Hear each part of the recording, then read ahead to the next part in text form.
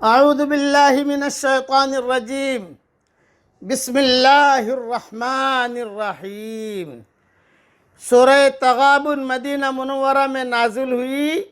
اس میں 18 آیتیں اور 2 رکوع ہیں۔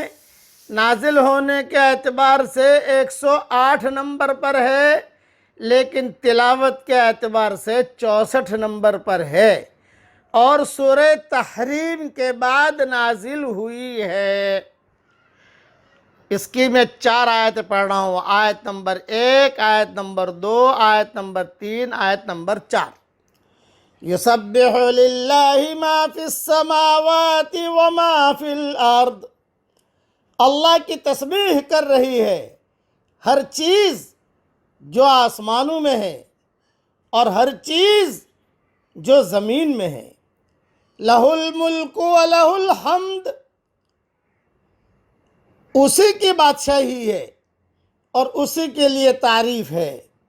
وَهُوَ عَلَى كُلِّ شَيْءٍ قَدِيرٌ، اور وہ ہر چیز پر قادر ہے۔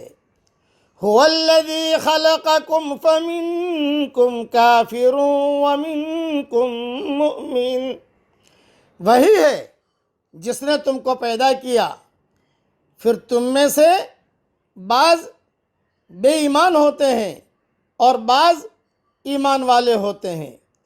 واللہ بما تعملون بصیر، اور اللہ دیکھ رہا ہے جو کچھ تم کرتے ہو۔ خلق السماوات والارض بالحق وصورکم فاحسن صورکم، اس نے آسمانوں اور زمین کو ٹھیک طور پر پیدا کیا اور اس نے تمہاری صورت بنائی تو نہایت اچھی صورت بنائی۔ وَإِلَيْهِ الْمَصِيرُ، اور اسی کی طرف لوٹنا ہے۔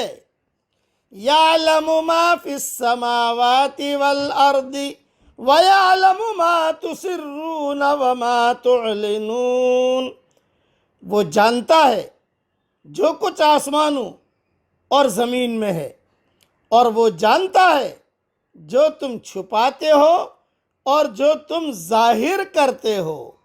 واللہ علیم بذات الصدور، اور اللہ دلوں تک کی باتوں کا جاننے والا ہے۔ مختصر تشریح سن لیجئے۔ جتنی مخلوق اللہ نے بنائی ہے، ہر مخلوق اللہ کی تعریف بیان کرتی ہے۔ زمین بھی، آسمان بھی، ذرات بھی، حشرات الارض بھی، جانور بھی، مچھلیاں بھی، آسمان بھی، ستارے بھی، آپ کے ہاتھ میں گھڑی اور انگوٹھی ہے وہ بھی، آپ کا مکان بھی، ہماری ہر چیز یہ اللہ کی تعریف بیان کرتی ہے۔ تو ہمیں بھی اللہ کی تعریف بیان کرنی چاہیے۔ اب اللہ کی تعریف بیان کیجئے میرے ساتھ، تھوڑا دل سے، دھیان سے۔ یہ جو پڑھا رہا ہوں یہ تسبیح کا سردار ہے، تعریف کا سردار۔ اللہ تعالیٰ کی جو تعریف کی جاتی ہے تو اس کو کہتے ہیں تاج التسبیح، تسبیح کا سردار۔ اب پڑھیے، سن لیجئے دھیان سے اور پڑھ لیجئے۔ سبحان اللہ و بحمدہ عدد خلقہ ورضا نفسہ وزنت عرشہ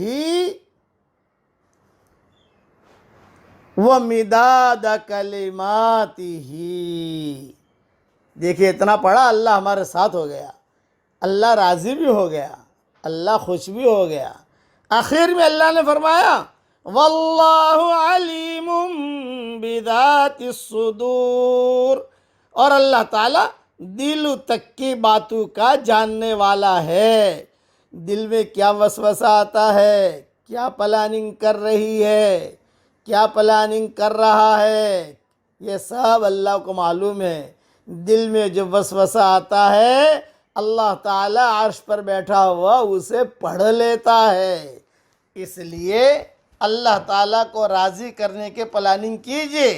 اور ایک نصیحت یاد رکھیے میری، جو تدبیریں اپنا کاروبار پھیلانے کی سوچتے ہو وہی تدبیریں اپنا دین پھیلانے کی سوچو۔ اللہ تعالی ہم سب کو عمل کرنے کی توفیق عطا فرمائے، آمین۔ وآخر دعوانا ان الحمدللہ رب العالمین۔